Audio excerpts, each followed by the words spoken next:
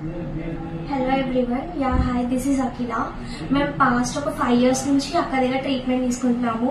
Everyone, my family, my daddy, ఇంకా my colleagues, my friends also. అక్క దగ్గర చాలా బాగుంటుంది treatment. You cannot think also. Money గురించి ఆలోచించకండి. Health is first important. So మేము మా daddy health diabetics paralysis case పైన వచ్చాము.